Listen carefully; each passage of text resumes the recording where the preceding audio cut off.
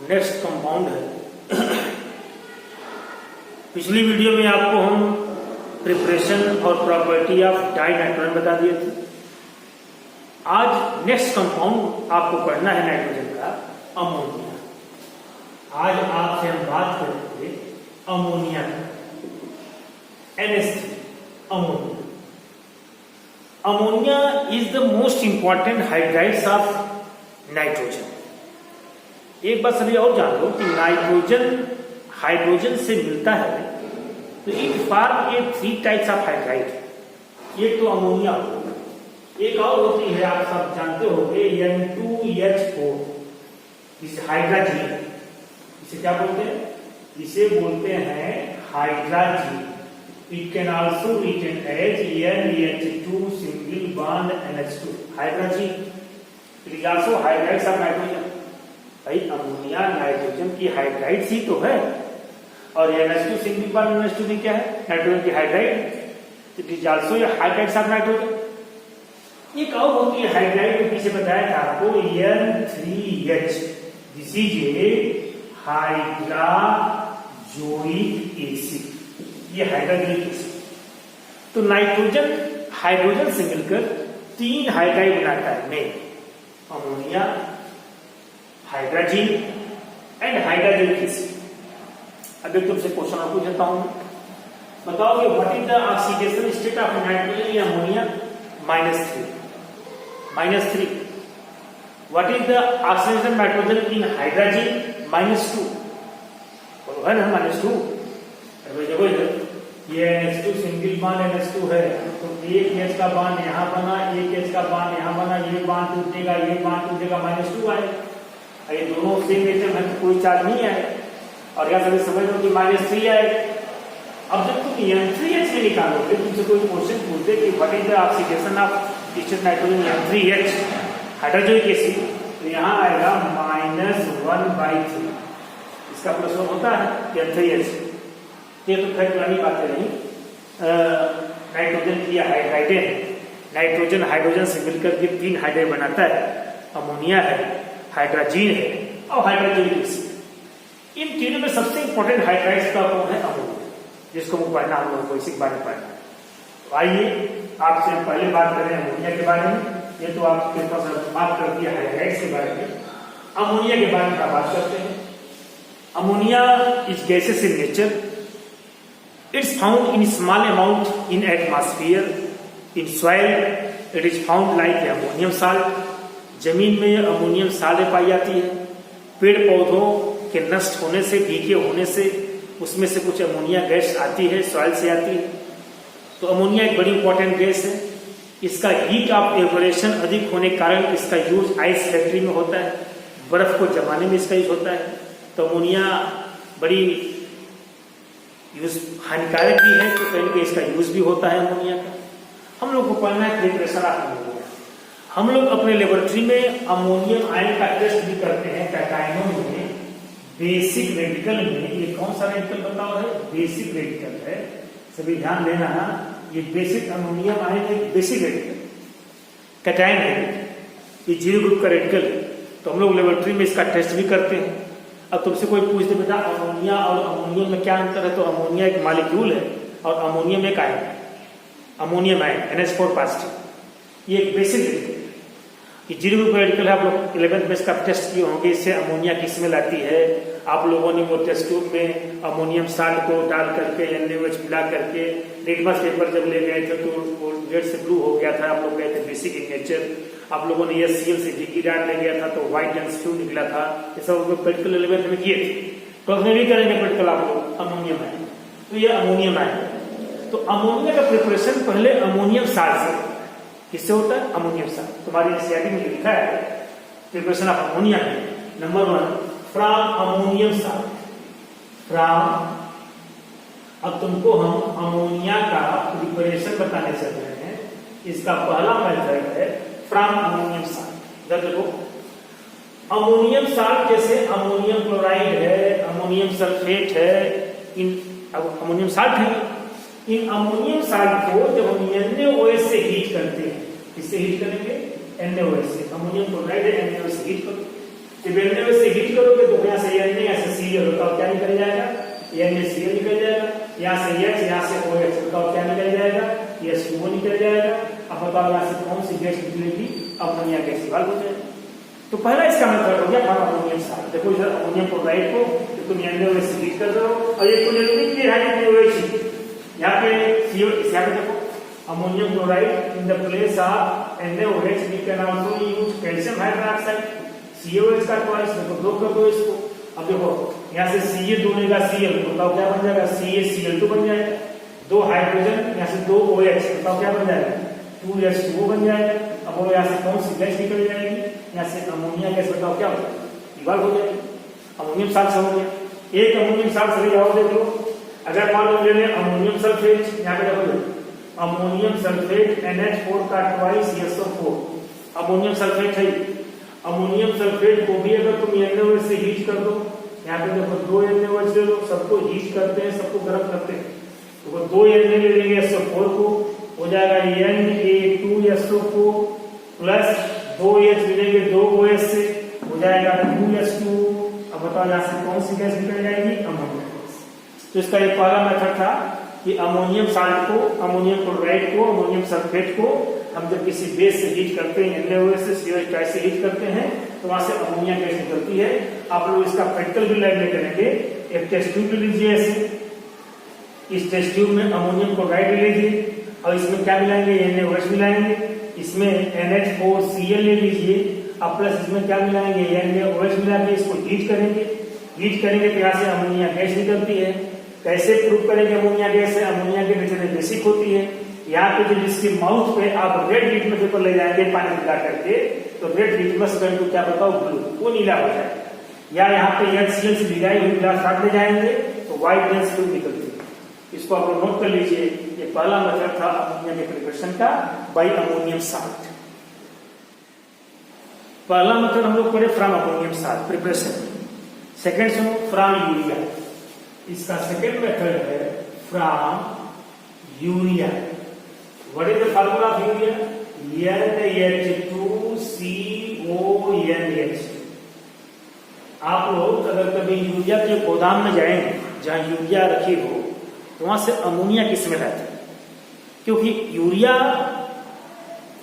Moist से reaction करती है, मॉइस्ट। आजकल अगर आपको अमोनिया गैस की स्मेल करना हो तो इस समय धान के खेतों में यूरिया छिड़काव करते हैं।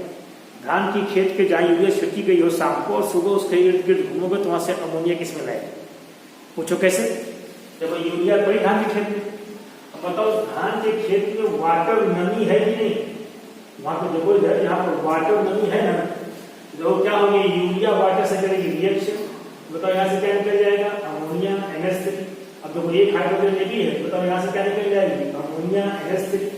और CO मिल जाए एक से, बताओ क्या बन जाएगा, CO। बताओ क्या बन जाएगा, ये बन जाएगा 2NH3 प्लस क्या बताओ CO2। देखो अमोनिया गैस की स्मेल आएगी, यूरिया से भी अमोनिया गैस, इसीलिए सॉइल से अमोनिया की स्मेल आती है जाके यूरिया छिड़काव करते हैं। यूरिया वाटर से करती रिएक्शन, देखो NH2 एक लिया हाइड्रोजन NH3, देखो NH2 एक लिया हाइड्रोजन बन गई NH3, और देखो CO तो ये किससे मिला, एक O से, तो क्या बन गई है CO। या ये रिएक्शन तुम्हारे एनसीईआरटी में लिखा है कि NH3CO sorry NH2CO NH2 plus 2H2 ये यूरिया से करेगा रिएक्शन, इट फॉर्म NH4 का ट्वाइस CO3, इसे कहते हैं अमोनियम कार्बोनेट। अब ये अमोनियम कार्बोनेट फिर डिकम्पोज होगा तो बन जाएगी 2NH3 plus CO2 plus H2। देखो यहाँ भी बन गई। तो ये यूरिया वाटर से करके रिएक्शन अमोनिया का फॉर्मेशन करता है। आप चाहे सीधे ऐसे लिख दो, चाहे इसका पहले अमोनियम कार्बोनेट बना के डिकम्पोजिशन हो जाएगा, तभी बताओ कैसे निकल जाएगी अमोनिया। तो ये हो गया फ्रॉम, किसे बताओ, यूरिया से। कुछ साल्ट भी होते हैं जैसे एल्युमिनियम का साल्ट, एल्युमिनियम का साल्ट, मैग्नीशियम का साल्ट, अगर वाटर से कर ले रिएक्शन तो उससे बताओ क्या बन जाती है, अमोनिया बन जाती है। जैसे यहाँ पे देखो aluminium nitrite ALN, aluminium nitrite, इस एल्युमिनियम नाइट्राइट का वाटर से करा दो रिएक्शन, यहाँ पे देखो हम कर देंगे 3H2, ये HOH सभी समझ होगा ना, हम H2O न लिख करके HOH लिख दिए, तो 3H2O क्या हो गया, अब एक N3 मिलेगा, H से बन जाएगी NH3, देखो यहाँ से क्या बन जाएगी NH3 और प्लस AlOH का बताओ क्या हो जाएगा, एल्युमिनियम हाइड्रोक्साइड। बताओ अमोनिया बनी कि नहीं बनी। ऐसे ही magnesium nitride MgN, what is this, magnesium nitride, इसकी वैलेंसी 3 होती है, यहाँ लिख दो, इसकी वैलेंसी 2 होती है, यहाँ लिख दो, it is a magnesium nitride, इसका भी तुम वाटर से करा दो रिएक्शन, यहाँ पे तुम कर दो 6H2, ये बन जाएगा 3MgOH का ट्वाइस अब प्लस 2NH3, तो कौन सी गैस निकल गई, अमोनिया। तो ये कुछ साल्ट है, मेटलों की नाइट्राइड्स हैं, ये मेटल की नाइट्राइड्स भी वाटर से करके रिएक्शन अमोनिया का फॉर्मेशन करती है। अब सही इंपॉर्टेंट बात सुन लो, लार्ज स्केल पर अमोनिया का प्रिपरेशन होता है हैबर प्रोसेस। तो अब अगली वीडियो में आपको दिखाएंगे हम preparation of ammonia bye Haber process. इस वीडियो में बताएंगे आपको कि preparation of ammonia bye Haber process. Large scale पर अमोनिया का मैन्युफैक्चर हैबर प्रोसेस से होता है। अमोनिया एक इंपॉर्टेंट गैस भी है, इसका यूज फर्टिलाइजर के निर्माण में होता है। फर्टिलाइजर यूरिया के फॉर्मेशन में अमोनियम सल्फेट के तमाम अमोनियम, हम लोग जानते हैं कि दिन पर दिन हमारे मिट्टी में नाइट्रोजन की परसेंटेज कम हो रही है, हम लोग इसको अलग से यूज करते हैं। नाइट्रोजन अमोनिया के फॉर्म में हमारे पृथ्वी की, हमारे धरती की उर्वरा शक्ति, फर्टिलाइजिंग पावर को बढ़ाने के लिए हम लोग यूरिया के फॉर्म में यूज करते हैं, फर्टिलाइजर फॉर्म में यूज करते हैं नाइट्रोजन। इसलिए अमोनिया बड़ी इंपॉर्टेंट गैस भी है, इसका यूज होता है फर्टिलाइजर। तो लार्ज स्केल पर अमोनिया कैसे बनाया जाए, एक प्रोसेस है हैबर प्रोसेस। तो अब आपको बताऊंगा मैं preparation of ammonia bye Haber process. ये आप लोग क्लास 10 से पढ़ते हैं हैबर प्रोसेस के बारे में। सुनो इसमें होता क्या है, नाइट्रोजन और हाइड्रोजन के 1:3 रेशियो, नाइट्रोजन हाइड्रोजन के 1:3 रेशियो को आयरन मॉलिब्डेनम कैटालिस्ट के प्रेजेंस में, यहाँ आयरन कैटालिस्ट है, मॉलिब्डेनम जो है प्रमोटर है, इसके प्रेजेंस में जब इसको हीट करते हैं तो यहां से हमको अमोनिया का फॉर्मेशन, अमोनिया गैस।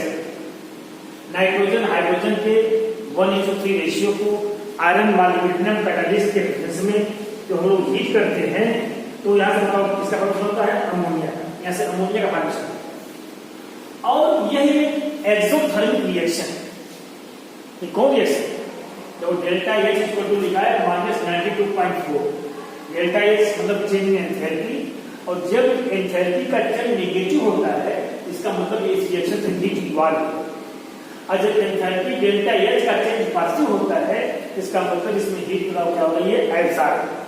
तो डेल्टा H की वैल्यू नेगेटिव आ गई, इसका मतलब हीट चीज क्या बताओ, इवॉल्व। यहाँ से पता हीट क्या हो निकल रही है, यह एक्सोथर्मिक रिएक्शन। इस रिएक्शन की खास बात यह है, नंबर 1 ये रिवर्सिबल और एक्सोथर्मिक है। तो यहाँ पे मिलेगा लिस्टेलिए प्रिंसिपल, आप लोग पीछे पढ़े ना वो लिस्टेलिए प्रिंसिपल क्लास 11 में, कि किसी भी रिवर्सिबल रिएक्शन के इक्विलिब्रियम पोजीशन पर अगर हम टेम्परेचर, प्रेशर, कंसंट्रेशन को चेंज कर दें तो उसका इक्विलिब्रियम अपने आप को इस प्रकार शिफ्ट कर लेता है कि इस किए गए चेंज की वैल्यू बताओ क्या हो जाए, निग्लेजिबल हो जाए। तो ये एक रिवर्सिबल रिएक्शन है और एक्सोथर्मिक, ध्यान देना, देखो रिवर्सिबल है, एक्सोथर्मिक इसमें इतना ही इवॉल्व हो रही, डेल्टा H की नेगेटिव है, बताया ना कि डेल्टा H की वैल्यू नेगेटिव है तो एक्सोथर्मिक है। अब बात इसमें से कितना हीट पावर क्या होगा, अब एक क्वेश्चन पूछता है कि किस किस कंडीशन में लिस्टेलिए प्रिंसिपल से किस कंडीशन में अमोनिया का फॉर्मेशन एक्सेस होगा। तो लिस्टेलिए प्रिंसिपल से इसका फॉर्मेशन एक्सेस कब होगा, देखो इधर हम जानते हैं इसका कितना मॉलिक्यूल बताओ, 1 मॉलिक्यूल, ये कितना मॉलिक्यूल, 3 मॉलिक्यूल। तो पहले बताऊंगा effect of pressure, effect of pressure. देखो ये 1 मॉलिक्यूल 3 मॉलिक्यूल, तो कितना हो गया 4 मॉलिक्यूल, इधर कितना बड़ा होगा 2 मॉलिक्यूल। बताओ वॉल्यूम में कमी है कि नहीं, जब वॉल्यूम में कमी है तो प्रेशर को बढ़ाओगे तो इक्विलिब्रियम कहां शिफ्ट करेगा, फॉरवर्ड डायरेक्शन शिफ्ट करेगा। According to Le Chatelier principle, if we increase the pressure at equilibrium, the equilibrium will shift in those direction where number of moles decreases. अगर किसी रिएक्शन के इक्विलिब्रियम पर हम लोग प्रेशर को बढ़ाते हैं तो इक्विलिब्रियम वहां शिफ्ट करता है जहां पे नंबर ऑफ मोल कैसे होते हैं, कम होते हैं। तो देखो यहाँ पे 3 + 1 4 मोल है, यहाँ बताओ कितने मोल है, 2 मोल है। तो इसके इक्विलिब्रियम पर जब प्रेशर को इंक्रीज करेंगे तो रिएक्शन फॉरवर्ड जाएगा, इसका मतलब अमोनिया का फॉर्मेशन बताओ क्या होगा, ज्यादा। ये पढ़ा था इफेक्ट ऑफ क्या बताओ, pressure. Number 2 effect of temperature. Effect of temperature हम लोग पढ़े हैं according to Le Chatelier principle if we increase the temperature at equilibrium the equilibrium will shift in the direction where heat is absorb. जहां heat बताओ क्या होती है, absorb. बताओ यहाँ पे हीट क्या है, इवाल्व। यहाँ पे हीट क्या है, इवाल्व, हीट निकल रही है यहाँ पे, इसलिए टेम्परेचर का करना पड़ेगा, बताओ कम करना पड़ेगा, टेम्परेचर को कम करना पड़ेगा। तो टेम्परेचर बढ़ाने पर रिएक्शन वहां शिफ्ट होता है जहां हीट एब्सॉर्ब होती है, और यहाँ हीट क्या हो रही है बताओ, इवाल्व हो रही है। डेल्टा एच ये चीज का मतलब हीट इवाल्व हो रही है, तुम यहाँ से प्लस लिख सकते हो, तो टेम्परेचर का कम करो। बताओ what is the favourable condition for the maximum yield of ammonia. What is the favourable condition for the maximum yield of ammonia. कहोगे low temperature and high pressure. Low temperature and high pressure. क्यों high pressure, number of mole कम है।